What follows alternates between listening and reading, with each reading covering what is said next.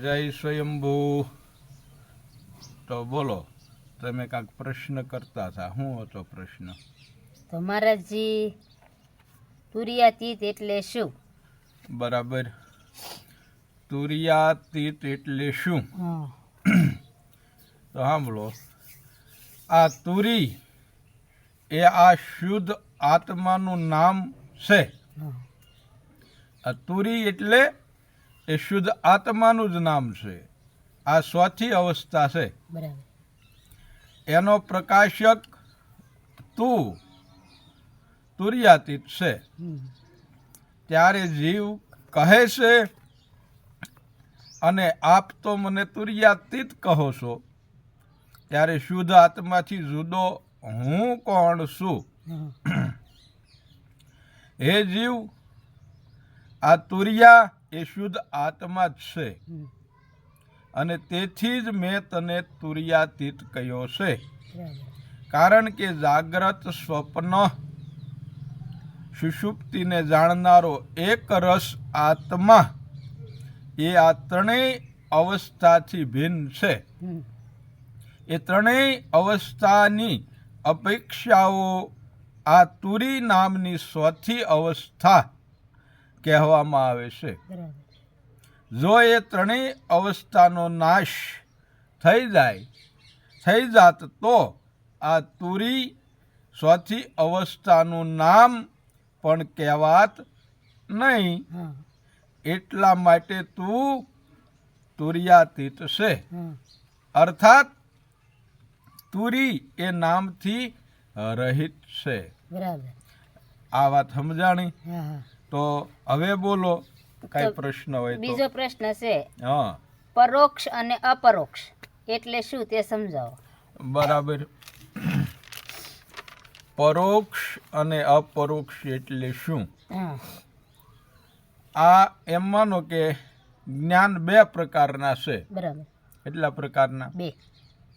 જ્ઞાન બે પ્રકારના છે. એક પરોક્ષ જ્ઞાન અને બીજું અપરોક્ષ જ્ઞાન. તેમાં જે પરિબ્રહ્મ એટલે કે પરબ્રહ્મ સત્વ સ્વરૂપે છે એમ માનીને બ્રહ્મને આત્માથી જુદો જાણે છે, તેને પરોક્ષ જ્ઞાન કહેવામાં આવે છે. અને તે નિર્વિકલ્પ બ્રહ્મ હું છું એ પ્રકારનો અનુભવ થયા બાદ બ્રહ્મ તથા આત્મામાં કોઈ ભેદ નથી, એ બંને એક જ છે, એવા જ્ઞાનને અપરોક્ષ જ્ઞાન કહેવામાં આવે છે. આનું જ બીજું નામ સાક્ષાત્કાર છે. તેવી જ રીતે શાસ્ત્ર દ્વારા પરમાત્મા સતચિત અને આનંદ રૂપે છે એમ જાણવું, તેને પરોક્ષ જ્ઞાન કહેવામાં આવે છે. પરંતુ ગુરુ કૃપા અને શાસ્ત્ર કૃપા બંને જ્ઞાન પ્રાપ્ત કરીને સતચિત અને આનંદ રૂપ બ્રહ્મનો અનુભવ કરવો, તેને અપરોક્ષ જ્ઞાન કહેવાય છે. ચાર દેહથી આ આત્મા ભિન્ન છે. એટલે ચાર દેહથી ભિન્ન એવા આત્માના અપરોક્ષ જ્ઞાનનું ફળ કહેવામાં આવે છે. સમજાણું? તો બોલો હવે. તો ચાર સાધન એટલે શું? બરાબર. એ પણ પ્રશ્ન તમારો સારો છે. ચાર સાધન એટલે શું? તો એ માનવ, આ ચાર સાધન એટલે એમ માનો કે પહેલું વિવેક. જીવનમાં વિવેક હોવો જરૂરી છે. પહેલું છે વિવેક, બીજું છે વૈરાગ્ય, અને ત્રીજું છે સંપત્તિ એટલે ષટ સંપત્તિ, અને ચોથું છે મોક્ષેચ્છા. આ ચારેય સાધનો હું થોડોક વિસ્તારથી કહું. વિવેક એટલે આત્મા સત્ય છે, અને આત્મા સિવાયનું બધું અસત્ય છે. આવા દૃઢ નિશ્ચયને વિવેક કહેવામાં આવે છે.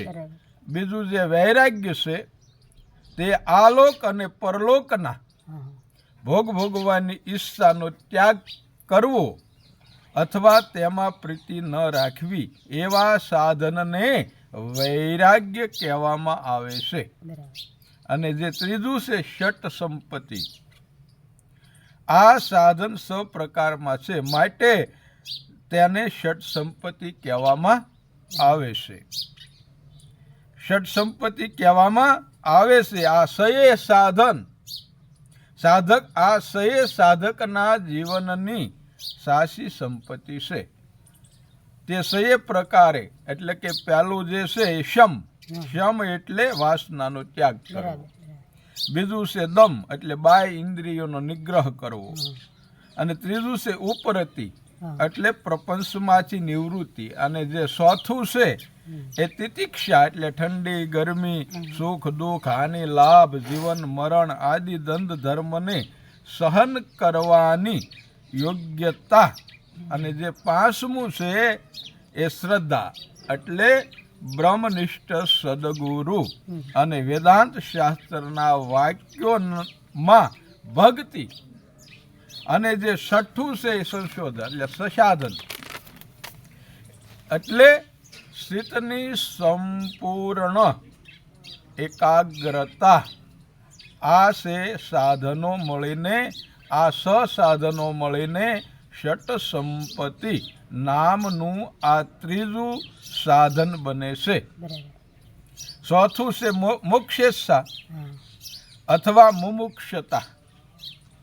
આ સાધક વિચાર કરે છે કે હું જીવ છું, લાખો વાર જન્મ મરણ ના બંધનોમાં પડ્યો.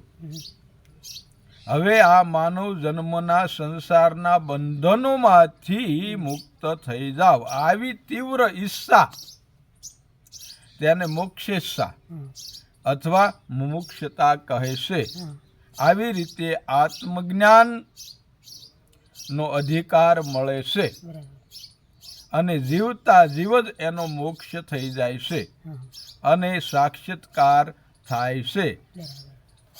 બરાબર ને? તો બોલો સત્ય સનાતન ધર્મ જય સ્વયંભૂ. ઓમ નમો નારાયણ. જય ગુરુદેવ. જય ગુરુ મહારાજ. જય ગુરુ.